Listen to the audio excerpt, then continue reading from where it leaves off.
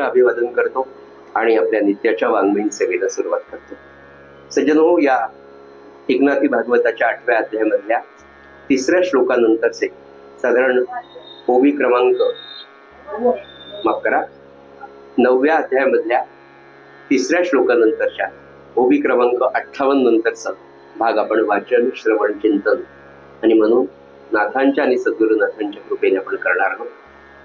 या अंतर्गत हा जो अध्याय सुरू झाला याच्यामध्ये जो 20वा 21वा गुरु भगवान अवधूतांनी केला आणि त्याच्या संदर्भात यदुराजांबरोबरच त्यांचा जो संवाद सुरू आहे, हा संवाद इतका निवांतपणे त्या अरण्यामध्ये सुरू आहे. यदुराजा असुसलेला आहे ते सगळं ज्ञान ग्रहण करायला. याचं कारण असं आहे की साधन मार्गामध्ये यदुराजा चालतोय. ज्ञान, भक्ती मार्ग याच्या मार्गावर चालणारा यदुराजा आहे आणि ते ब्रह्मज्ञान, ते आत्मज्ञान आपल्याला कसं मिळेल त्याच्यासाठी नेमकं आपण काय करावं ही मनोमन इच्छा यदुराजाच्याही मनामध्ये आहे. आणि त्याच वेळेला भगवान अवधूतांची त्यांना भेट व्हावी. सज्जनो, हा योगायोग नसतो. हा केवळ यदुराजाच्याच आयुष्यात येतो असाही. आपण जर सातत्याने याच्यातून पुन्हा आपल्या लक्षात येतं किंवा असं लक्षात येणं अपेक्षित आहे की जेव्हा जेव्हा तुम्ही त्या मार्गावर चालत असता, विशेषतः हे सगळं मी सन्मार्गाच्या, परमार्थाच्या, अध्यात्माच्या मार्गाच्या संदर्भात सांगतो. आपणही जेव्हा तीव्रतेने मनापासनं उपासना, भक्ती मार्ग, नामाचा विशेषतः मला म्हणायचा अभ्यास करत असताना, मनापासनं जर करत असतो आणि तो अभ्यास सगळा करत असताना ज्या काही शंका आपल्याला येतात,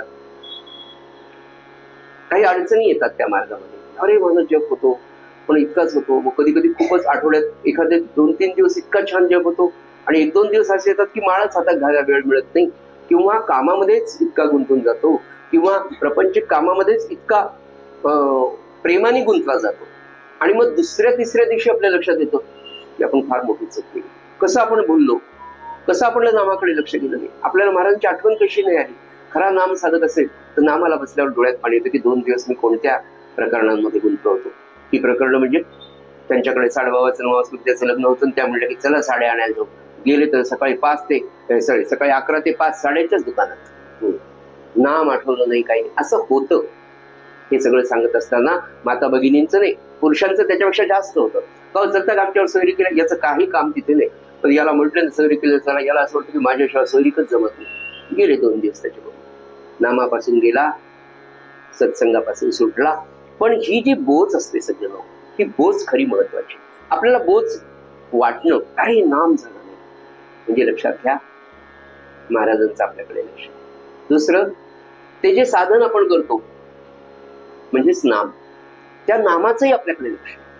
एका ज्येष्ठ साधकांनी तर असं सांगितलं की नामाला बसत असताना आपल्या सद्गुरूंची तर प्रार्थना करावी, पण नामाची प्रार्थना करावी. हे नामा, माझ्यावर प्रेम कर, मी तुझ्यावर प्रेम करायचा प्रयत्न करतो पण माझं प्रेम कोरड आहे. त्या नामाला विनंती करावी की आज माझ्यावर कृपा वृष्टीच कर, असं मी नामामध्ये नाहून गेलो पाहिजे, माझ्याकडून आज भरपूर नाम व्हावं, अशी प्रार्थना. सूत्र असं आहे सज्जनो की यदुराजाला त्याची फार आस लागली होती. आणि जेव्हा जेव्हा सूत्र असं आहे, जेव्हा जेव्हा खरा साधक तळमळीने हाक मारतो ना, तर महाराज कोणाच्या रूपाने तरी येतात आणि तुमची नामाची, तुमची सत्संगाची, तुमच्या नामाच्या प्रेमाची आस बरोबर पूर्ण करतात. हा तुमचा माझा सुद्धा, म्हणजे आपलं तर काहीच नाम नाही कोणाचंच, म्हणजे माझं सांगतो विशेष. तरी पण तळमळीने जर हाक मारली ना, तर म्हणून म्हणतात ना की आपल्या घरातलं हे जे अधिष्ठान आहे, घरोघरी आहे आपल्या, आता ते अधिष्ठान फोटो नाही, ती तसबीर नाही, ते महाराज बसलेले आहेत आणि तुमच्या मनात ती छोटी वासना. मी काय सांगतो, आपल्या इथे खऱ्या अर्थानं हे जे चैतन्य उपासना मंडळ सुरू केलं, अष्टोलकर दादांना माहिती. अष्टोलकर दादांच्या बाजूला गोविंद गुरु म्हणून राहायचं. लौकिक अर्थाने हा माणूस नोकरी सोडून फक्त नामासाठी राहिला आणि तत्कालीन सगळे नातेवाईक समाज त्यांना विड्यामध्ये काढायचं. नोकरी, 2 लेकरं 3 लेकरं पोटाशी, आणि काय उत्सव कराय, काय नामाने काय होणार आहे, काय असं म्हणलेलं आम्ही स्वतः अनेकांनी ऐकले.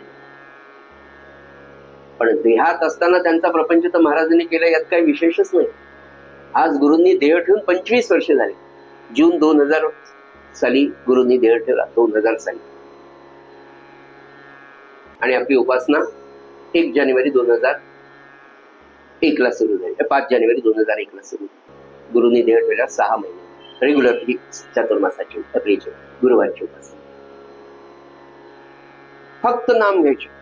ब्रह्मचैतन्य महाराजांचं चरित्र वाचायचं, पुन्हा नाम घ्यायचे. नामाचा कंटाळा आहे की ब्रह्मचैतन्य महाराजांचं चरित्र, ते झालं प्रवचनाचं पुस्तक काढायचं, ते झालं उपासनेचं पुस्तक काढायचं. काहीच लौकिक अर्थ नाही, काही. या सगळ्यांनी आम्ही पाहिलेले. खिडकीमध्ये अशी खिडकी होती, इथे एक पलक, नाम घेत बसायचं. घरामध्ये भाजी नाही, धान्य नाही, काही नाही, त्यांना काहीच चिंता नाही. त्यांनी सांगितलेली गोष्ट मी तुम्हाला सांगतो. एक दिवस आम्ही असंच गेलो त्यांच्याकडे अंगत मंगत करायला, मी जोगळेकर वगैरे दोघं होतो. म्हणता म्हणता म्हणाले, ही गोष्ट सांगू नये म्हणाले, पण महाराज आपल्या किती किती सूक्ष्म वासनांकडे महाराजांचं लक्ष. म्हणाले 2-4 दिवस झाले म्हणे मला त्यांना भेंडी आवडायची, तर मला म्हणे मला भेंडीची भाजीच खावं लागली, पण खिशात पैसेच नाही. आमच्या गुरुमाय 2-4 ठिकाणी ट्युशन्स वगैरे घेऊन त्यांचा उदरनिर्वाह चालवायचा. अहो दुपारी तो हे आला म्हणे गाडीवर भेंडी घेऊन, काय काही मी मागितलं नाही, काही नाही, तरी घरात माझ्या भेंडी टोपलंभर भेंडी आणून दिली. काही कारण नाही. कोळी कोळी लच अशी छोटी छोटी म्हणाले, नुसती फ्राय कर, अशी कच्ची खावी. मला डोळ्यात पाणी आलं. महाराज माझी एवढी छोटी वासना, मला भेंडी खावटली तर तुमचं लक्ष त्याच्यात असेल. म्हणजे सज्जन हो, जे नाम आपण घेतो ना, त्या अंतःकरणात तो बसलेला आहे. कोणत्या आईला असं वाटतं, महाराज म्हणाले, कोणत्या आईला असं वाटतं की आपलं लेकरू उपाशी राहावं. 46वी पुण्यतिथी परवाच्या दिवशी 25 तारखेला महाराजांची. तुम्हाला मी सांगत होतो, नरक चतुर्दशीच्या 2 दिवस आले एकादशी होती. महाराज ची तब्येत नाजूक साजूक असे. नागपूरला विनायकराव मामा त्यांच्या सेवेत होते. काय विषय निघतो, मी अभ्यास वेगळाच करून आलो, तुम्हाला वेगळंच सांगायला लागलो. मी माझं काय सांगू, मीच सांगू शकत नाही. देहबुद्धी, आसक्ती, अभिमान हा विषय आज मला सांगायचा आहे. तर हे आता कुठून आलंय, येऊ द्या. जिथून आलं तिथून ते योग्य स्वीकार. एकादशीचा दिवस महाराज असे पलंगावर पडलेले होते नागपूरला. पहाटेच 4:30-4:45 वेळ. विनायकराव उठले आणि म्हणले, महाराज थोडे औषध सकाळचं द्यायचं सांगितलं, घेता का? महाराजांच्या मुखकमलावर अंगावर असं एक पांघरून घेतलेलं होतं उपरण. नको म्हणले, पांघरून काढू नकोस, मी स्नानाला चाललो. पलंगावर झोपलेले महाराज, पांघरून काढू नकोस, मी स्नानाला चाललोय म्हणजे गोदावरीला. विनायकराव तसेच हात जोडून उभे राहिले. एक अर्धा तासांनी पुन्हा म्हणले, महाराज आता गोळी घेता का? हा घेतो म्हणे. पाहिलं तर संपूर्ण अंग स्नान करून आल्यासारखं ओलं झालेलं होतं महाराज. आणि मग विनायकराव मामाच्या लक्षात आलं की आज एकादशी आहे, अश्विनातली. आज महाराजांच्या वडिलांची तिथी आहे. आणि म्हणून त्या तर्पणा करता आणि त्या स्नाना करता महाराज गोदावरीच्या काठावर गेले होते. स्नान करून आले. महाराजांचा देह तिथंच होता, लौकिक अर्थाने दिसायला, पण महाराज स्नान करतात. काय असं म्हणाले ना, आता मला मला मला जायचं म्हणाले, महाराजांकडे जायचं. काय आस असते सर, एवढा मोठा परब्रह्म ब्रह्मज्ञानी पुरुष, प्रत्यक्ष परमात्मा, पण ब्रह्मज्ञानी जरी झाला तरी शेवटपर्यंत सगुणोपासना आणि नाम सोडलं. आणि आत्मारामामध्ये त्यांनी तेच सांगितलं, खरा ब्रह्मज्ञानी तोच की ब्रह्मज्ञान झाल्यावर सुद्धा सगुणोपासना सोडत. हे सगळं आपल्याला ब्रह्मचैतन्य आनंद सागर ब्रह्मानंद रामानंद प्रल्हाद महाराजांच्या जीवन चरित्रामध्ये सज्जन हो पाहायला मिळतात. पण फार भाग्यवान आहे खरं सांग, सगळेच. बरं, मी नाव घेताना सद्गुरु तत्वाविषयी मी तुम्हाला सांगतो. आपण पाहिलेले सद्गुरु आहे म्हणून यांचं नाव घेतो. पण जे जे म्हणून परम तत्वाला पोहोचलेले परब्रह्म परमात्म स्वरूप सत्पुरुष असतात ना सज्जन हो, ते या पद्धतीने वागतात. आणि आपण त्या मार्गाने आपल्याला आज आपण खूप आपल्याला त्या डोंगरावर पोचायचंय आनंदाच्या. आज आपण त्या डोंगराच्या पायथ्याच्याही अलीकडे, पण आपल्याला हा डोंगर आनंदाने चढून जायचा. त्या आनंदाच्या सागरामध्ये, त्या आनंदाच्या टोकावर आपल्याला जायचंय. त्याच्यासाठीचा हा प्रयत्न. आणि यदुराजाचा हा संवाद चालू असताना मग ते म्हणतात की अरे यदुराजा, मी तुला फार छोट्या छोट्या पण फार महत्वाच्या गोष्टी. खरं म्हणजे ते जे तत्वज्ञान आहे ते फार अवघड आहे, की जे उद्धवाला भगवंतांनी सांगितलं, जे अवधूतांनी यदुराजाला सांगितलं, ते सगळा संस्कृत मधला संवाद आहे. तो तुमच्या माझ्यासारख्याला काय कळेल याची तळमळ नाथांना. आणि म्हणून त्या सगळ्या संस्कृताचा आणि ब्रह्मज्ञानी साक्षात्कारी पुरुष असलेले नाथ महाराज विचार केला की सध्याचा काळ काय, एवढा मोठा महात्मा काय काय भाग्य आहे महाराष्ट्राचं आपल्या की असा सत्पुरुष महाराष्ट्रात पैठणमध्ये आपल्याला निर्माण. आणि त्याच्या आजूबाजूला काय आहे? तमाशाचे फड आहे. संपूर्ण महाराष्ट्रात सगळ्या भारतामध्ये कलावंतिनींचा काळ, तमाशांचा काळ, आणि अशा या चिखलामध्ये हे कमळ नाथांच्या रूपाने यावं आणि तुमच्या माझ्यासारख्या अनेकांचा उद्धार त्या 17व्या शतकात 16व्या शतकात केला.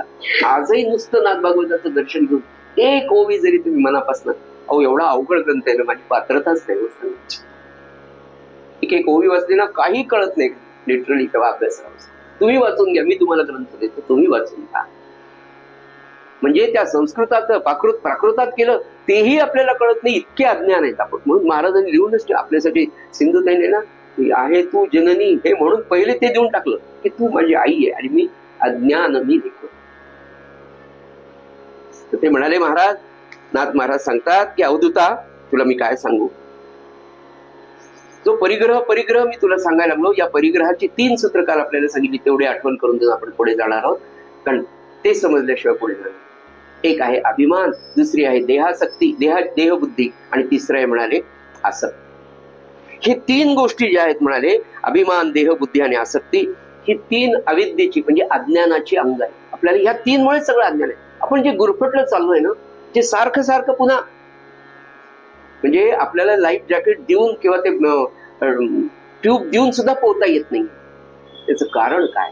ही 3 सूत्र आहेत. आणि इतका सुंदर व्याख्या सांगितल्या की म्हणाले काय, मी खरा आहे किंवा मीच खरा आहे, मीच खरा आहे असं सारखं वाटणं याला अभिमान असेल. किती सत्य आहे मला सांग. इतकी वर्ष झाली, काही बोलावतं पुन्हा, दोघच जण संसार करतात, मीच खरा नाही का. कोणाचा अभिमान मोठा आपण डोळे झाकून पाहावं, त्या तरी कधीतरी लवती घेतात, आपण तर घेतच नाही. आपलं सांगू नये आपण. पुढे म्हणाले देहच मी आहे. पहिल्यांदा मीच खरा आहे असं वाटणं याला अभिमान म्हणायचं.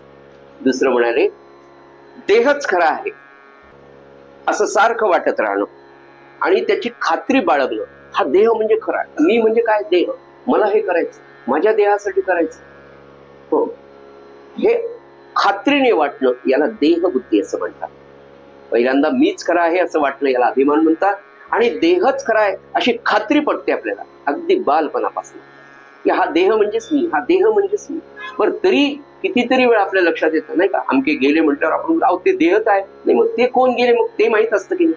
माझं डोकं दुखतं, मला ताप आला, माझा हात दुखतो, म्हणजे माझा म्हणणारा कोणीतरी वेगळा आहे आणि हा हात वेगळा आहे याची स्पष्ट कल्पना सकाळी उठल्यापासून संध्याकाळपर्यंत असताना सुद्धा माझ्या मनामध्ये ही गोष्ट कायम अशी असते की हा देह म्हणजे हेच खरंय, आणि याची खात्री इतकी आपल्याला.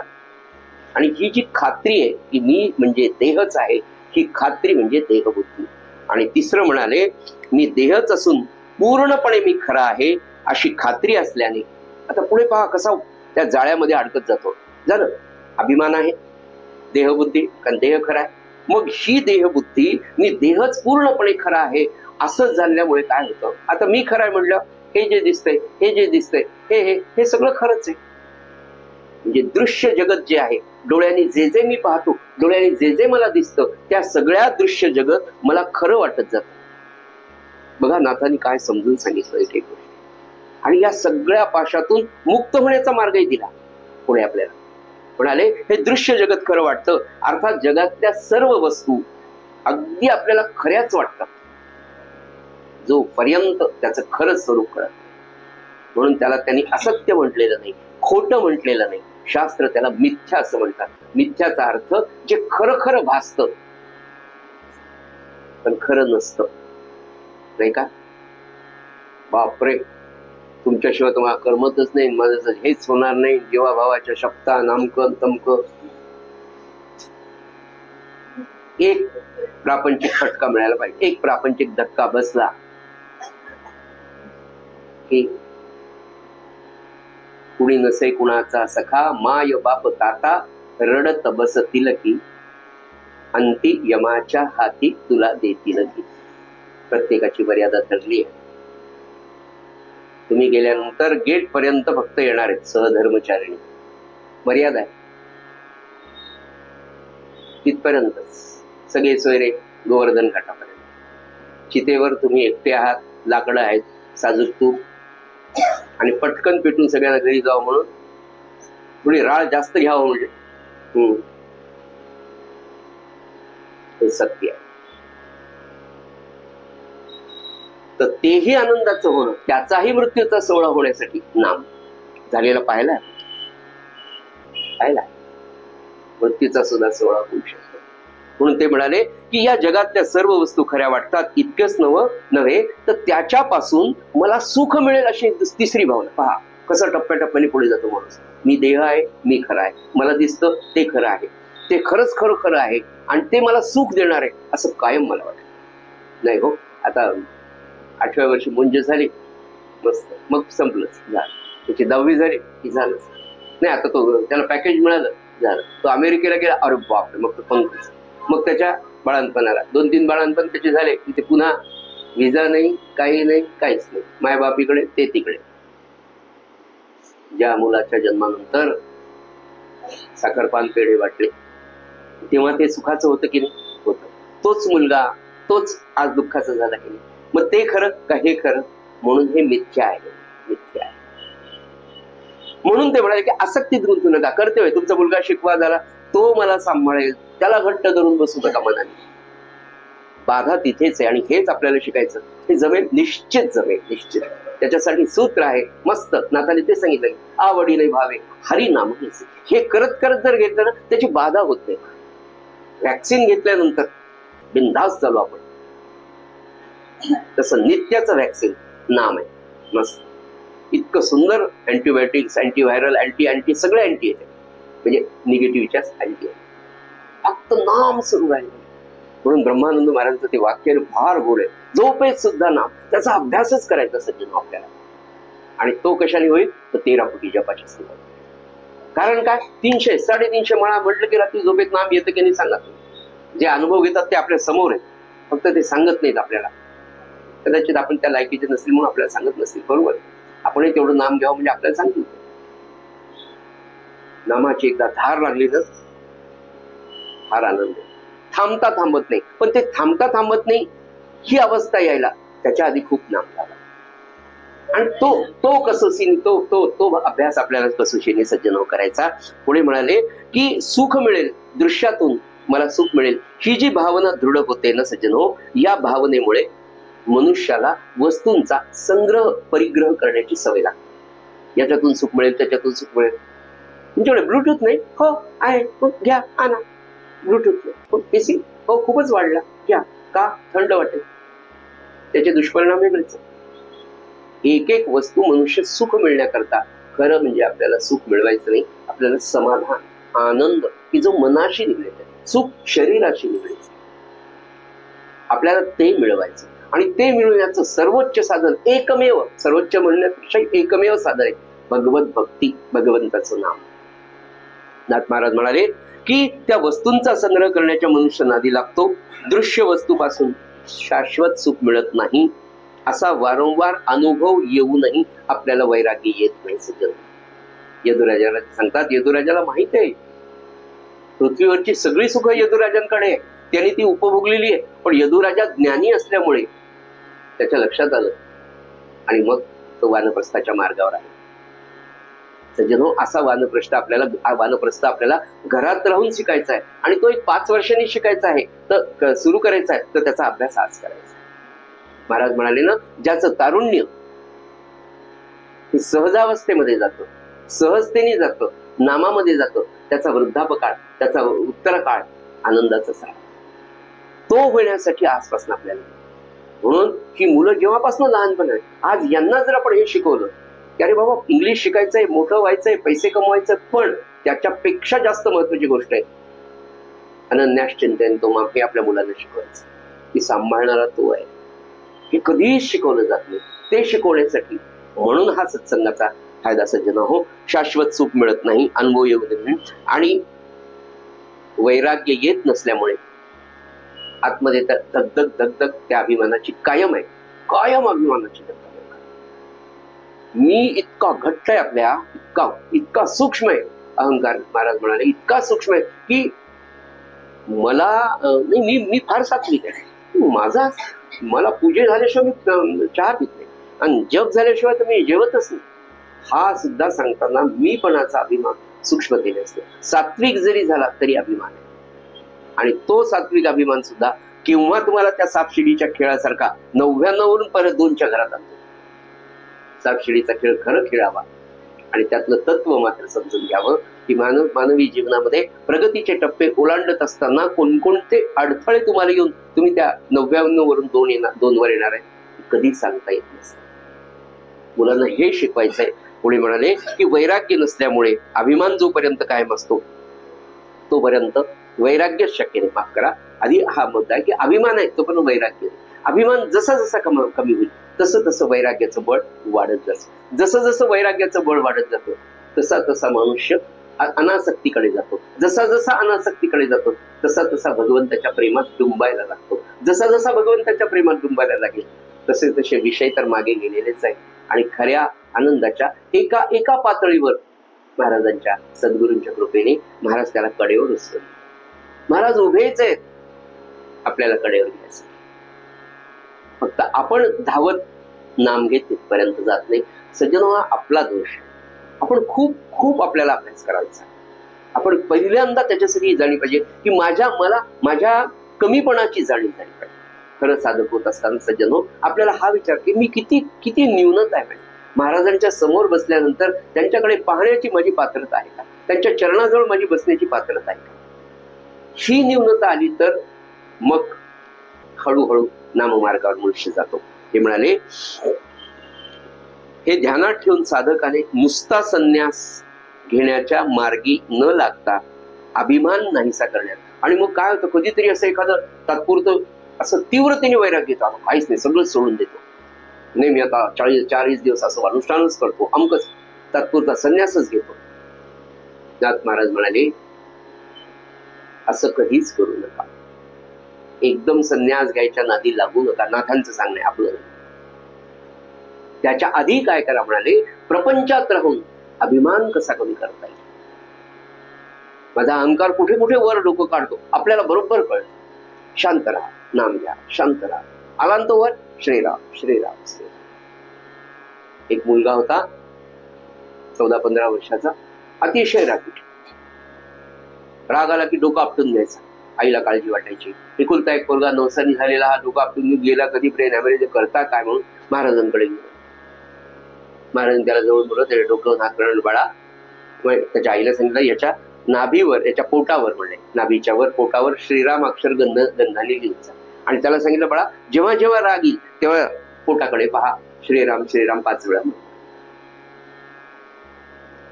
महाराजांच्या स्पर्शाने त्याची बुद्धी पालटली. महाराजांची वाणी अशी होती की त्याला ऐकावं वाटलं, त्यांनी ऐकलं. आणि ज्या ज्या वेळेला त्याला राग यायला लागला त्यांनी पोटाकडे पाहावं. आईने लिहून ठेवलेलं श्रीराम अक्षरगंधाने त्यांनी पाहावं. 1-2-2.5 मिनिटांमध्ये श्रीराम श्रीराम तो म्हणायचा आणि राग करून जायचा. काय काय महाराजांनी किंवा संतांना आपल्यासाठी किती प्रकारचे उद्योग उपाय करावे लागतात. पुढे म्हणाले की अभिमान माफ करा संन्यासाच्या मागे न लागता.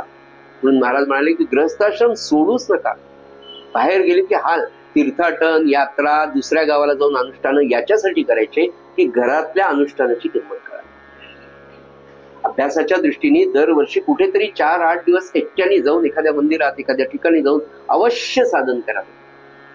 आपल्या जवळ इथे कोटगीर नावाचं गाव आहे. त्या कोटगीरला एक बाबांचे शिष्य, परमादरणीय प्रातस्मरणीय कोटगीरकर अण्णा म्हणून आहे.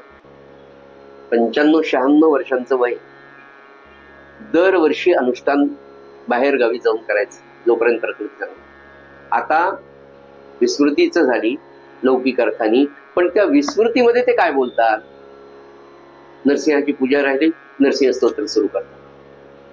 अगं माझं स्नानच झालं नाही, म्हणजे संध्याच झाली. सगळं स्नान संध्या करून जेवून दुपारी 4च्या चहाची वेळ झाली असते. अगं झोपेतून उठलो, स्नानाला पाणी काढा, मग संध्या करायची, केशव नारायण सुरू.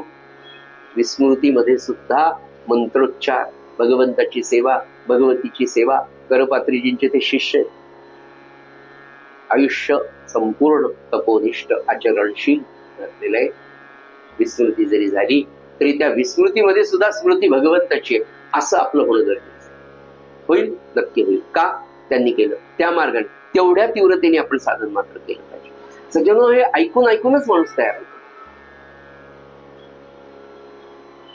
शाळा महाविद्यालयात शिकत असताना आम्ही मुद्दाम जे विद्यार्थी महाविद्यालयात शिकून मोठमोठ्या पदावर गेलेले असतात त्यांची भाषणं, त्यांचा भेट, त्यांचा संवाद आत्ताच्या बॅचच्या मुलांशी करतो. 100 पैकी 5 मुलांवर तरी त्याचं इम्प्रेशन पडतं आणि 5 पैकी 3 मुलं तरी त्या मार्गाने जातात की हा कॅप्टन झाला, हा मेजर झाला, हा इकडे कलेक्टर झाला, हा UPSC थ्रू गेला, हा MPSC थ्रू गेला. हे जेव्हा पाहतात ना, पण चांगलं ऐकणं वाचणं फार गरजेचं आहे. नाथ महाराज म्हणतात, अभिमान नाहीसा करून कसं वागावं हे शिकण्यासाठी अवधूत सांगतात की अरे यदुराजा, आता अभिमान नाहीसा कसा करावा, किंवा अभिमान नाहीसा केल्यानंतरची वृत्ती कशी असते, आणि ती वृत्ती मला बालक, छोटं बाळ असतं 3, 3.5, 4, 5 महिन्याचं, त्या बालकाकडे पाहून मी शिकलो की साधकांनी कशी वृत्ती ठेवून जगावं. म्हणून छोट्या बालकाला सुद्धा मी गुरु केला आणि हा बालक 20वा गुरु आहे सज्जन. आता नाथ महाराज सांगतात, बाल माझे तुझे न म्हणे, उच नीच काही नेणे, या लागी मान अपमान तेणे, सुखे साहने सर्वथा. निमसांचेनी बालके, मानू कोण न ओळखे, अपमानू तोही न देखे, आपुलेनी सुखे क्रीडत.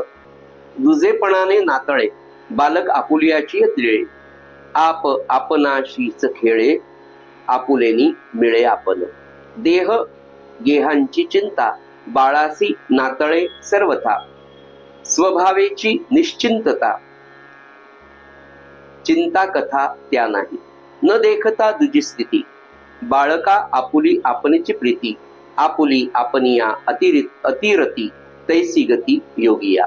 योगियासी प्रपंचाचे भान, सत्यत्वे नाही जाण, या लागी मानापमान, दोन्ही समान तयासी. बालक आणि बालकाचं पाहून अवधूत सांगतात की योग्याची स्थिती आणि बालकाची स्थिती कशी असते. हे सगळं सांगत असताना नाथ महाराज सांगतात की अभिमान सोडून कसं वागावं, कसं वागता येईल का. आपल्याला असं वाटतं की अभिमान सोडून आपण वागू शकतो, कुणी काही म्हणून आपण शांतपणे नमस्कार नमस्कार हो हो करतो, असं जमेल का आपल्याला, असं मनात शंका आहे. अभिमानाशिवाय, मीपणाशिवाय, किंवा मी माझं, ज्याला काय म्हणतात ते एक शब्द आहे, सेल्फ रिस्पेक्ट. सेल्फ रिस्पेक्ट एक असतं आजकाल नवीन मुलं. सेल्फ रिस्पेक्ट पाहिजेच, मुलींमध्ये तर पाहिजेच पाहिजे म्हणाले. तिचं पॅकेज, तिचं ते सगळं, नाही का. तर या दृष्टीने मनामध्ये आपल्या प्रश्न असा येतो की अभिमान सोडून आपण प्रपंच, गृहस्थाश्रम, व्यवहार करू शकतो की नाही, अशी शंका आपल्याला येते.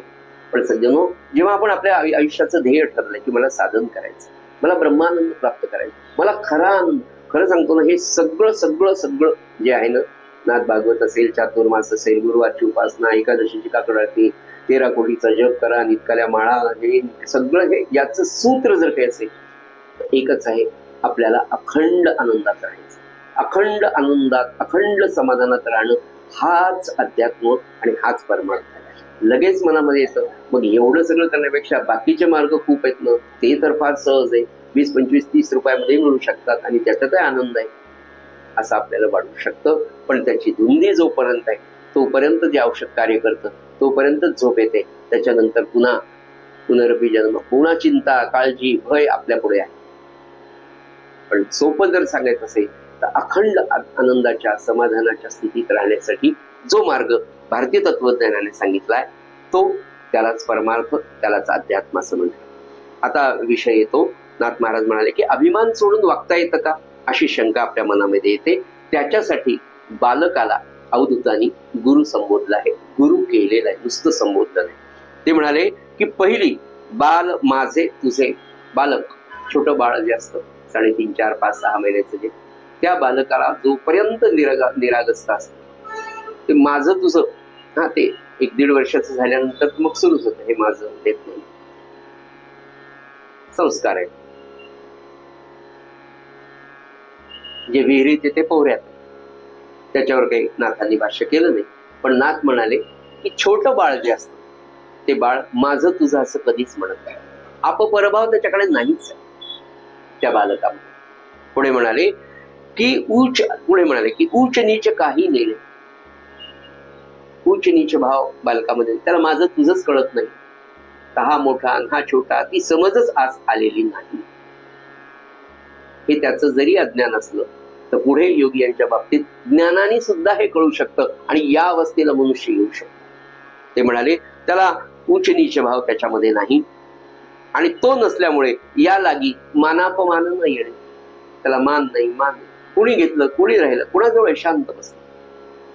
पुढे म्हणाले म्हणून त्याच्याकडे सुख सहजतेने, सुखानं ते सगळं ते मान अपमान सुखानं सहन करते.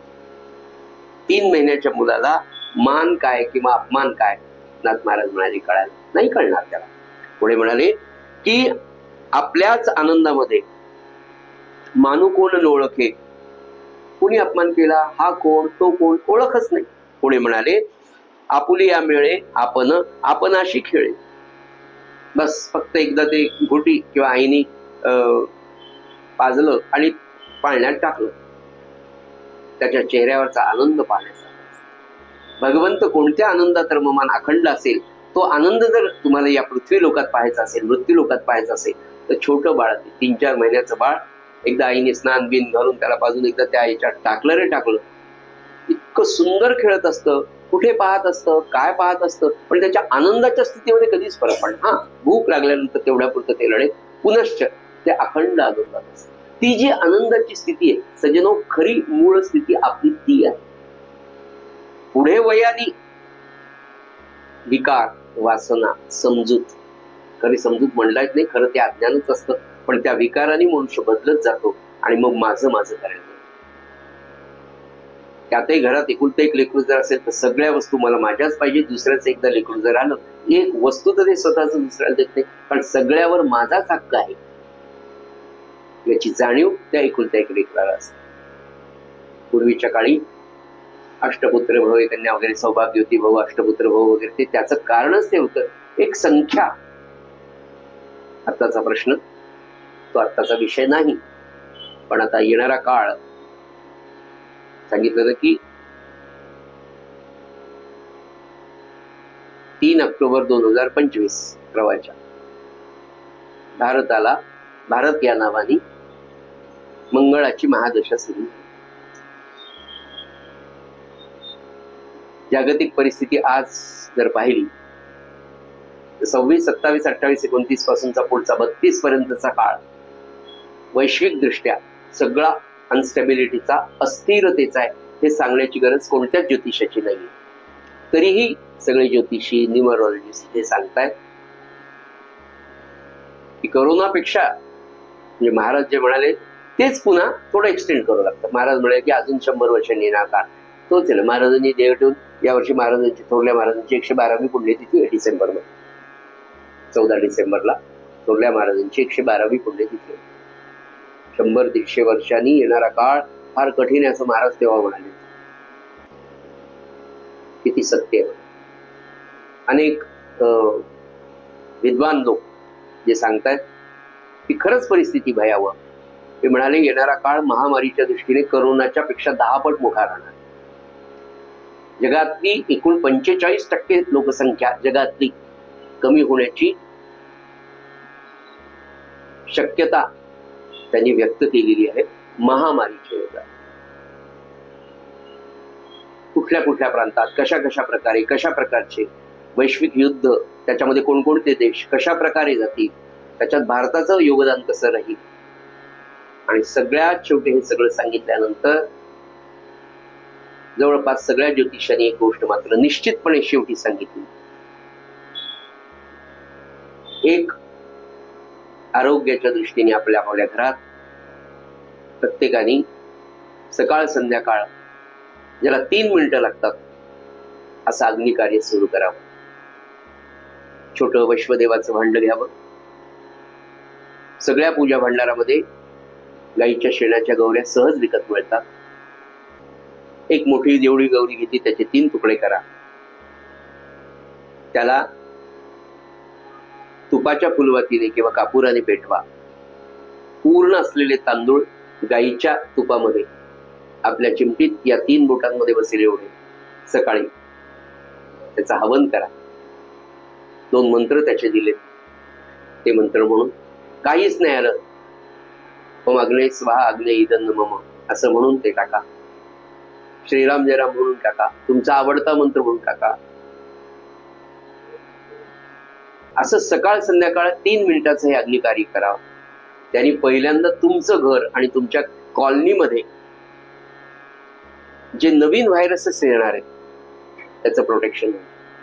हे खरं सत्य आहे का? मी मागे तुम्हाला सांगितलं की भोपाळचे एक जोशी गुरुजी नावाचे गुरुजी परवा पुण्यामध्ये भेटले आणि ते म्हणाले की आमच्या घरामध्ये गेली 5 पिढ्या आजही 5वी पिढी आमची म्हणाले अग्निकार्य आम्ही रोज करतो. भोपाळचा प्रकल्पामध्ये जो मिथेन गॅसमुळे इतकी हानी झाली, आमच्या घरामध्ये भोपाळच्या वायू घटनेमुळे कुणीही गेलं नाही. आमच्या घराच्या बाजूचे म्हणजे दुसऱ्या कॉलनीतले आमच्या घराला अगदी चिटकून असलेल्या घरांमध्ये पण काही फार त्रास झाला नाही, पण माझ्या घरात कुणीही गेलं नाही. दुसरं, भोपाळच्या वायू दुर्घटनेमुळे अनेक लोकांच्या पुढच्या पिढींमध्ये सुद्धा जे दुष्परिणाम दिसतात ते आजपर्यंत आमच्या पिढीमध्ये 1993 पासून आजपर्यंत जेवढी बालकं जन्माला आली त्यांच्या घरात झालेली नाही. आणि दुसरं सूत्र त्यांनी सांगितलं की येणारा भविष्य काळातल्या या सगळ्यांवर ज्याच्यावर गुरुकृपा राहील त्याच्या केसाला मात्र धक्का लागणार नाही. याच्यासाठी आपल्या महाराजांचा अभिषेक की येणारा काळ फार कठीण आहे, पण या कठीण काळात सुद्धा जो नामाला उपासलेला आणि भगवंताला धरून सदा चरणाने राहील त्याच्या केसाला धक्का लागणार नाही, हे महाराजांचं अभिवचन आहे. ते ज्योतिषी आणि हे सगळं जे 18 पुराणांपैकी एक भविष्य पुराण म्हणून एक ग्रंथ आहे आपल्याकडे. 18 पुराण जे म्हणतात ना त्यातलं एक पुराण आहे भविष्य पुराण. ते जर आपण पाहिलं तर या सगळ्या माहितीशी त्यातली माहिती अगदी योग्य पद्धतीने जुळते काळासहित आणि येणाऱ्या संकटांच्या सहित. सज्जनो, एवढं ऐकल्यानंतर तरी ते म्हणाले तुम्ही उकळून पाणी प्यायची सवय आजपासून करा. देशाचे पंतप्रधान रोज उकळलेलं पाणी गेली अनेक वर्ष. वयाच्या 75व्या वर्षी 20 तास काम करणारा रामभक्त. आपण एसी गाडीत जाऊन आलो ते थकून जातो. हा माणूस तर एक पाय या विमानात, दुसरा पाय दुसऱ्या विमानात, तिसरा पाय या देशात, एवढं करून सुद्धा आज तागायत इतक्या वर्षात 12 वर्षाची चीफ मिनिस्टरशिप आणि जवळपास 12 वर्षाची पीएमशिप, एकही सुट्टी न घेता काम करणं. नामस्मरे निरंतर ते जाणावे पुण्य शरीर, असं असेल की नाही? लॉजिकली तरी आपण विचार करावा. म्हणून पुन्हा पुन्हा आपल्या सगळ्यांना निदान या भीतीच्या पोटी तरी सगळ्यांनी मला असं वाटतं नामाला, नामाच्या अभ्यासाला, घरच्या या काही गोष्टी की मुलांनी संध्या करायलाच पाहिजे. घरची उपासना तेवढी वाटली पाहिजे. गायत्रीची उपासना, अग्निकार्य, अखंड दिवा ठेवणं नाही जमत. स्त्रियांनी अखंड दिवा ठेवावा, पुरुषांनी 2 वेळा अग्निकार्य करावं. आणि त्या माध्यमातून निर्माण आपण जगाला सुधारायच्या मागेच जाऊ नये. आपलं कुटुंब आपण वाचलो तर सगळं, आप मरे नाहीतर मग आप मरे पीछे डूब गई दुनिया, मग तर काहीच प्रश्न नाही. पण हे करणं सज्जन हो, निदान या येणाऱ्या संकटांची नांदी लक्षात घेता हे काम करणं गरजेचं. आणि हे केव्हा दृढ होईल? जेव्हा आपण त्या मार्गावर या पद्धतीने नाथ महाराज सांगितले. ते म्हणाले त्या मुलाच्या मनात मानापमान नाही, निरागसतेने आनंदात, अखंड का आनंदात राहतो, का इतका आनंदात आहे, त्याला विकार नाही, त्याला वासना नाही. साधकांनी असं राहणं अपेक्षित. पुढे म्हणाले अपमान नाही, आपल्या आनंदामध्ये खेळत राहतं, मस्त आनंदात त्याच्या धुंदीमध्ये असतं म्हणाले. आपण आपल्याशीच ते खेळत राहतं म्हणाले. आणि स्वभावता सगळ्यात महत्वाचं म्हणजे अज्ञान जरी असलं तरी स्वभावता काळजीपासून ते फार दूर असतं. त्याला गाढ झोप लागते, त्याला भूक छान लागते, ते मस्त खेळतं, काळजीच नाही. आणि चेहरा प्रसन्न, सकाळी उठल्यावर सुद्धा पहा किती प्रसन्न असतं लेकरू, ते ईश्वराचं प्रतीक. त्या लेकराचं जे निरागस हास्य असतं उठल्याबरोबर ते ईश्वराचं व्यक्त स्वरूप आहे. आणि ते व्यक्त स्वरूप मानवी जीवनात तुम्ही वयाच्या कोणत्याही वर्षी, मी असे नाम साधक पाहिले ज्यांचं वय वर्ष 90 आहे, पण त्यांच्या चेहऱ्यावरचं हास्य लहान मुलासारखं मी स्वतः पाहिले. 90, 92, 95 वर्षाचे अखंड नामामध्ये राहणारे, काहीच न मागणारे. चहा कॉफी आणली, हो द्या, थोडा उशीर आहे, बरोबर, काय नाही, माझी 6ची वेळ कॉफीच कशी आली नाही, हे शून्य झालेलं आहे. आणि हे नामानी कितीही रागीट, कितीही व्यसनी माणूस असू द्या, त्याच्यासाठी सूत्र एक आहे, अखंड नामाचं इंजेक्शन. फक्त ते त्यांनी घेतलं पाहिजे. असे तुम्ही औषध घेऊन मी काही बरा होणार नाही, किंवा मी औषध घेऊन तुम्हाला काही बरं वाटणार नाही. जे ज्याचं त्यांनी घेतलं पाहिजे, आणि ते त्याचं त्यांनी घेण्यासाठी घरातल्यांनी प्रवृत्त केलं. घरातलंच वातावरण इतकं असं, सगळ्यांच्या हातात माळा दिसा, एकटं किती वेळ राहतं तसं, 1 दिवस पाहिजे, 2 दिवस पाहिजे, महिनाभर पाहिजे, वर्षांनी तर माळा घेतच नाही त्या हातात. बाकीच्यांच्या घरात, बाकीच्यांच्या हातात माळा आणि मुखात जरणा. म्हणून म्हणलं सत्संग खूप काम करतो, आणि हा कुटुंबापासून करतो. आज आपलं एवढे सगळ्यांचं हे मोठं कुटुंब आहे. महाराज आपले कुटुंब प्रमुख आहेत. आपण वेगवेगळ्या घरात चुली करून राहतो ती गोष्ट सोडून द्या, पण आपल्या सगळ्यांना जोडणारा जो मुख्य हेतू आहे, सेंटर, केंद्र जो आहे ते महाराज. आपला हा जो बॉन्ड आहे, आपला जो अनुबंध आहे प्रेमाचा, हा महाराजांनी जोडला. आपलं सगळ्यांचं ध्येय ते. इतकी मनं इथे महाराजांजवळ येतात, म्हणून 4 महिन्यामध्ये या घरामध्ये महाराजांचं अस्तित्व किती विशेषत्वाने. मागच्या वर्षी प्रणवकडे होतं, आता तुम्ही प्रणवकडे जा. 5 नोव्हेंबर नंतर याच घरात येऊन पहा. काय काय अस्तित्व, कशाच आहे? ही सगळी मनं त्यांच्या चरणी ते आहेत, ते आहे, ते आहे. म्हणून या कुटुंबाचं पुढचं कार्य असं आहे की त्यांना धरून ठेवायचं, त्यांना थांबून ठेवायचं, तर त्या प्रेमाने, त्या नामाने त्यांना बांधून ठेवावं. आणि असं होताच कामा नये की आपल्या घरात महाराजांचं अस्तित्व जाणवलं नाही. महाराजांना आपल्या घरामध्ये जिवंत ठेवण्याचं काम खऱ्या अर्थाने साधक भक्तच करू शकतो, फक्तच करू शकतो. आणि ते कसं, ते आहे. चला महाराज जपाला, चला महाराज भाजी आणतो, महाराज भाजी आणली, आज मेथी महागच मिळाली, सांगा त्यांना, उद्या स्वस्त करतील. पण आज 40 रुपयाची मेथी आणली याचाही आनंद आहे. उद्या 10 रुपयाला 3 गड्डे डिसेंबर मध्ये मिळतील, त्याही त्यांना आनंद आहे.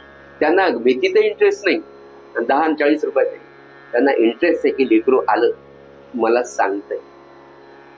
वृद्ध मायबापांना काहीच लागत नाही. मग वृद्धापकाळी फक्त महाराज म्हणे ना, वृद्धापकाळी खरं औषध जर असेल तर आनंद. आणि ते आनंद कशाने मिळतो? तर आई बाबाला सारखं, आई कसं आहे बरं, आई मी जाऊन येतो. आईला हालता येत नाही जागे, हो जाऊन ये, पण तिचा जाऊन ये बरोबर आहे, हा जो आशीर्वाद आहे ना सगळं, ती आहे तोपर्यंत पुन्हा. म्हणून सगळ्या परमार्थाचं पुन्हा जर दुसरं काही सूत्र असेल, सगळं प्रेम आहे, प्रेम, निस्वार्थ प्रेम, ते वाटण्याचं काम आपल्याला करायचं. बाकी प्रारब्ध तुमचं माझं आपलं ठरलेलं ते चालत राहील. पण भेटल्याबरोबर अरे हे महाराजच, हे महाराजच, हे कोण, या महाराज, हे अरे त्या व्यक्तीला पाहिल्यानंतर, त्याला पाहिल्यानंतर सद्गुरूंचीच आठवण येते. हे किती मस्त. आज मला सांगा ना, तुमची माझी ओळख कोण? या कोण? प्रल्हाद महाराजांच्या. हे कोण? ब्रह्मचैतन्य. म्हणजे आठवण कोणाची होती? थोरल्या महाराजांची. आठवण कोणाची? या महाराज. सद्गुरु तत्वाची आठवण एकमेकांना पाहिल्यानंतर असा अनुबंध या सत्संगाने आपला बांधला गेला. आणि त्याच्यामुळेच ही प्रगती आहे. आणि ही प्रगती उत्तरोत्तर महाराजांच्या कृपेने होत राहणार आहे. फक्त त्याच्यासाठीची काही बंधनं नाथ महाराज फार प्रेमाने, फार गोडीने आणि अशी वेचून वेचून सांगतात, नाही का? शबरीनी अशी बोरं आणली आणि ती चाखली. हो, त्या चाखण्यामध्ये भगवंताचं प्रेम होतं. त्या चाखण्यामध्ये त्याला आंबट लागू नये हे प्रेम होतं. तसं नाथांनी इतके सगळे विचार आहे, त्यातले सोपे सोपे, अरे असं करा, हे असं करा, हे नाथ महाराज सांगतात. नको आसक्ती. 10 वेळा आपण जेव्हा म्हणून मला आसक्तीतून व्हायचं, केव्हा तरी रात्री जाग आल्या, अरे आपली आसक्ती आहे, येतं बरं मनात, अरे आपण हा विचार केला पाहिजे. असं बॅक ऑफ द माइंड राहिलं ना की मनुष्य त्याच्यावर कार्य कधी ऐकलंच नाही तर कसं येणार. म्हणून रोज नाथांचा विषय बघा तोच आहे. देहबुद्धी, आसक्ती, अभिमान, अहंकार, साधन, प्रेम, भगवंताचं प्रेम. पुढे म्हणाले, अपमान काय दोन्ही त्याला माहित नसतं. दुजेपणा त्याच्या मनाला कधी शिवतच नाही. मी आणि तू हे त्याला कळतच नाही बालकाला. मी तूपणा नाहीच आहे, सगळं मीच आहे असं त्याला वाटतं. असा भाव. पुढे म्हणाले, आपण आपल्याशी खेळणारं ते लेकरू चिंतेची वार्ता नसल्याने देहाची आणि घराची त्याला काळजीच नसते. लेकराला त्या घराची काळजी नाही, देहाची काळजी नाही, आणि ही काळजी त्याला स्पर्श करत नसल्यामुळे ते अखंड आनंदात असतो. आपल्या आनंदाला वाळवी लावण्याचं काम काळजी करते. आणि त्या काळजीचं मूळ काय सज्जन माहिती का? त्या काळजीचं मूळ आहे भीती. भीती वाटली की काळजी निर्माणच झाली. अरे वा, साप आहे की काय, बस भीती वाटते. साप आहे, तो आपल्याला चावणार आणि तो चावला की आपण मरणार. इतकं परफेक्ट एका क्षणात येतं, फ्रॅक्शन ऑफ सेकंड येतं आणि झालं की मग अरे बाप, रात्रभर आता आपण कसं करावं, घरी तर कोणी नाही, काय करावं, काही लाईट लावून पाहिलं तर जाड दोरी होती, यांनीच ठेवली. एका क्षणात गाड झोप लागली. काय आपण जाणू शकणार आहे? आपल्याला दोरीचा साप आणि सापाची दोरी कळत नाही तर बाकीच्या गोष्टीच्या गप्पाच कशाला मारावं. म्हणून सांगितलंय. म्हणून महाराज काय म्हणे, मला अडाणी माणूस फार आवडतो, तो विश्वास ठेवतो पटकन. आपल्यासारख्या शहाण्याचा महाराजांना फार कंटाळा, तरी पण त्यांनी आपल्याला जवळ ठेवलं. महाराज म्हणे, मला अडाणी फार आवडतो, मला गरीब फार आवडतो, मला खेड्यात राहणार आवडतो. एक लंगोटी लावावी, भिक्षा मागावी, मारुतीच्या मंदिरात राहावं आणि पोटभर नाम घ्यावं असं मला आवडतं. आणि पुढे म्हणाले, असती एकेकाची आवड. महाराजांचं वाक्य, असता एकेकाचे स्वभाव म्हणाले. काय स्वभाव. आणि खरंच आहे ना, देहात असताना कळतच नाही तुम्हाला. महाराज देहात असताना किती जणांना कळलं नाही. मी तुम्हाला म्हटलं ना की ब्रह्मानंद महाराजांचं जीवन चरित्र पाहत असताना महाराजांनी देह ठेवला, लोकांनी असंही बोलले, हो बाबा तर चांगला होता, आम्ही पैसे दिले, गेला निघून, म्हणले बुडले आपले पैसे. महाराजांना म्हणणारे लोक होते. जेव्हा आप्पासाहेब बडगावकरांनी ऐकलं, त्यांना वाईट वाटलं. ब्रह्मानंद महाराज तिकडून आल्यावर ते म्हणाले, गोंदवल्यात अशी चर्चा. ते म्हणले, पाहतो मी. स्वतः बुवा, आदरणीय ब्रह्मानंद बुवा गोंदवल्यात फिरून पाहिलं, त्यांनी काय चर्चा असते. आल्यावर म्हणले, आप्पासाहेब आपल्या बाबाची इस्टेट आपल्याला मिळते ना. म्हणाले, हो. मग बापाने जर कर्ज केलं तर कोणी फेडावं? ते म्हणले, आपणच. मग आता ह्या लोकांचं कर्ज आपल्याला फेडायला पाहिजे म्हणाले. आणि मग ती कथा तुम्हाला सगळ्याला माहिती की 1,000 नाणी 2 ताटांमध्ये रामासमोर ठेवली आणि पुन्हा जेवढी ठेवली. काय सूत्र आहे? समाज सत्पुरुष ओळखणं किती कठीण, किती की ज्या ब्रह्मचैतन्य महाराजांचे एवढे अनुभव, ते जाऊ द्या. आत्ता देहात असताना 50-60 वर्षापूर्वीची गोष्ट, महाराज देहात असताना विनायकराव मामा म्हणाले, एवढी श्रद्धा, एवढं प्रेम महाराजांवर, 24 तास त्यांच्या बरोबर राहून काल झालेला चमत्कार, बापरे आपले महाराज राम आहेत. आणि सकाळी झोपेतून उठले आम्ही विसरून जायचं महाराज राम आहे म्हणून. काय करावं बाबा, महाराजांना किती वेळा अनुग्रह आला होता. अरे परमात्मा चुकेल का? सद्गुरू चुकतील का? कोणाला किती वेळा अनुग्रह द्यायचे, पण आमच्या मनात यायचं आणि कालचा प्रसंग विसरून जायचं. म्हणाले ही माया आहे. सत्पुरुष देहात असताना त्याला ओळखणं, तो परब्रह्म स्वरूप आहे हे जाणणं, आणि ते जाणल्यावर त्याच्यावरची निष्ठा कायम तशी राहणं, तो कसाही वागला तरी. हा जो भाव आहे सज्जन सत्शिष्याचा, भक्ताचा, तो भावच तिथे परमात्म्याला प्रगट. अर्थात ते परमात्मा असतातच, त्याची जाणीव फार कमी लोकांना. नाथ महाराज म्हणाले की असं निरागसतेने राहून जर साधन झालं, हे सगळं बालकाला का गुरु केलं, तर तुम्हाला तेवढ्या निरागसतेने राहता आलं पाहिजे. निरागसता म्हणण्यापेक्षा निष्काम अनासक्तीने राहण्या, आणि त्या अनासक्तीने, त्या निर्वासनतेने जेव्हा आपण राहतो सज्जनो, तेव्हा 10 माळेमध्ये जे पुण्य तुमच्या गाठीशी पडतं, किंवा तुमची प्रगती आध्यात्मिक दृष्ट्या जी होती ना, ती वर्षाच्या जपानी होणार. म्हणून महाराजांचं एक वाक्य आहे बघा, आपण कधी त्याच्यावर विचार नाही करत. महाराज म्हणले, समजून उमजून जर नाम घेतलं तर काम लवकर होईल. विचार करा रात्रभर या वाक्याचा. समजून उमजून जर नाम घेतलं ना तर काम लवकर होईल. कोणतं काम हो? अखंड आनंदाची स्थिती. बस त्यांना ते आपल्याला द्यायचंय. अरे हे प्रपंच तू प्रारब्ध घेऊन आला, तुझ्या ठिकाणी 2-4 प्लस मायनस हे होणारच आहे, पण त्याच्यात तुला ते नाही. काय होतं म्हणजे का, हे सगळं इतकं संत का सांगतात? गेले अनेक जन्म आपण कर्म केले, त्याचं संचित झालं. त्या संचितातला काही भाग प्रारब्ध म्हणून आला. आता या प्रारब्धामध्ये माझ्या प्रारब्ध समजा थिएटर खायचे धंदे आहेत, आमचे सासूबाई आम्हाला बोलणार समजा तुमच्या दृष्टीने, ती बोलत असताना, कारण सगळ्यात जास्त दुःख इकडेच आहे. तुम्हाला असं वाटलं आहे का आपलं उदाहरण घेतात? महाराज म्हणाले की स्त्री आहे म्हणून धर्म टिकून. सगळ्यात जास्त अडचणी, महाराजांचं हे वाक्य आहे, प्रपंचासाठी सगळ्यात जास्त खस्ता जर कोण खात असेल तर घरातली माऊली खाते. विचार करून पहा, सगळ्यात जास्त खस्ता आणि तो संसार आणि तो धर्म टिकवण्याचं काम ती माऊली करते. आपला मुद्दा चालू होता की कर्मातून कर्म कसं तयार होतं, का नाही करायचं. आहे सासूबाई सुनबाई, लग्न झालं आल्या. सासूबाईंचा स्वभाव शिस्तीचा, कर्तबगार, अमक तमक, त्यांना त्यांचं कर्तृत्व सोडा वाटत नाही, माझी जागा सोडा वाटत नाही. तुम्हाला ती कथा माहिती त्या खेड्यामध्ये सासूबाई सुनबाई राहत होती. मी पुन्हा येणार आहे, पण गोष्ट सांग. आठवड्यात गाई म्हशी भरपूर होत्या. आठवड्याला दर रविवारी भरपूर ताक म्हणजे लोणी काढल्या जायचं. मग ताक उरायचं एक 10-15 लिटर. मग सांगितलं होतं सासूबाईंनी सगळ्या कॉलनीतल्या लोकांना की आमच्याकडून ताक घेऊन जा. एक सासूबाई आत बसल्या होत्या, दुपारी वामकुक्षी घेत होत्या. तेवढ्यात एक बाई आली आणि ती म्हणजे अहो ताक देता का? सुनबाईने पटकन दिलं. सासूबाईला राग आला, मला न विचारच बोलव तिला, टाकून देता, तिला सांग मला विचार. सासूबाई ताक देता का? हो घेऊन जा ना. ती म्हणजे अहो मी हेच केलं. मला विचारल्याशिवाय केलं का? मला विचारल्याशिवाय कोणाला ताक द्यायचं? सज्जनो, हा अहम सुद्धा जाताना मग आता त्या सासूबाईचं सगळं कर्तृत्व हिला येईपर्यंत वेळ लागेल ना. 5-10 वर्ष हिला ते शिकावं लागेल. हिच्यात ती सासूबाई प्रगट व्हायला वेळ लागेल. तिचं ते ट्रेनिंग असतं, पण तिला कळत नाही. आणि मग सासूबाई त्रास दिला की मग सासूबाई समोर कोणाला बोलता येत नाही. नंदाचा वेगळाच आनंद, कधीही आनंद न देणारी ननंद.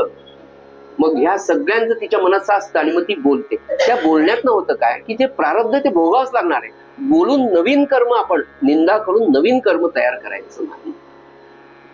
पुन्हा त्या कर्माच्या राशी मग ते निमूटपणे सहन करणं आलंय ना. म्हणून महाराज ते वाक्य, जे घडेल ते त्यांच्या इच्छेने घडेल. ते आपल्या काय आज मला खेटलं महाराज, आज ऑफिसमध्ये बॉसने मला षष्टी केली, काय सांगून मोकळं व्हावं.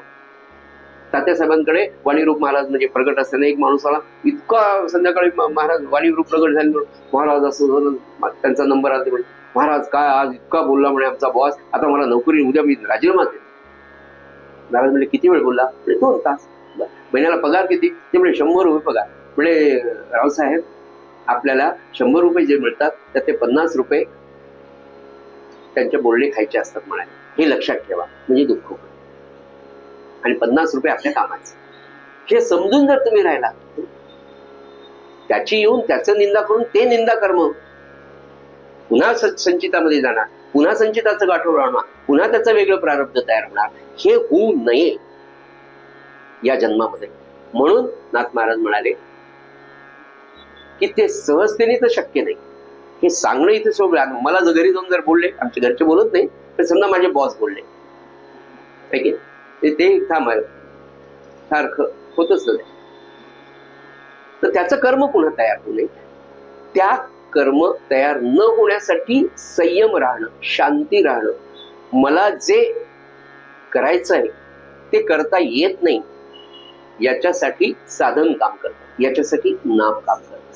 वृत्ती शांत होण्यासाठी, संयमितपणा येण्यासाठी सुद्धा नामच काम करतं. आणि म्हणून ते म्हणाले की ही एक अवस्था त्या बाळाची आहे. दुसरी अवस्था माहीत नसल्याने ते आपण त्याला अपप्रभाव नसल्यामुळे बालकाच्या बाबतीत ते म्हणाले त्याला दुसरी अवस्थाच माहीत नसल्याने ते आपण आपल्यावर प्रेम करतं आणि ते बालक कायम आपल्यामध्येच रमत असतं. त्याच्या आनंदामध्ये संपूर्ण त्याचा तो बालपणाचा काळ चाललेला. आता पुढे हे सगळं बालकाचं सांगितल्यानंतर अवधूत योग्याची अवस्था कशी असते, योगी कसा असतो, तो बालकाशी त्याचं साम्य रूप कसं आहे, हे आपल्याला उद्या सांगते. आजची झालेली सेवा नाथांच्या आणि सद्गुरुनाथांच्या चरणी आपण अर्पण करूया आणि नित्याचा आपला नाथ महाराजांचा अभंग घेऊया. श्रीराम समर्थ. आवडीने भावे हरी नाम घेसी, आवडीने भावे हरी नाम घेसी, तुझी चिंता त्यासी सर्व आहे, सर्व आहे. आवडीने भावे नको खेद करू कोणत्या गोष्टींचा, खेद करू कोणत्या गोष्टींचा, पती लक्ष्मीचा जाणत से, जाणत से. आवडीने भावे सकल जीवांचा, करीतो सांभाळ सकल जीवांचा, करीतो सांभाळ तुझ मुख लीला ऐसे नाही, ऐसे नाही, आवडीने भावे जैसी स्थिती आहे तैशा परी राहे, जैसी स्थिती आहे तैशा परी राहे, कौतुक पाहे संचिताचे, संचिताचे, आवडीने भावे एका जनार्दनी भोग प्रारब्धाचा, एका जनार्दनी भोग प्रारब्धाचा, हरी कृपे त्याचा नाश आहे, नाश आहे, आवडीने हरी नाम घेसी तुझी चिंता त्यासी सर्व आहे, सर्व आहे, आवडीने भावे, आवडीने भावे, आवडीने भावे. सद्गुरुनाथ महाराज की जय.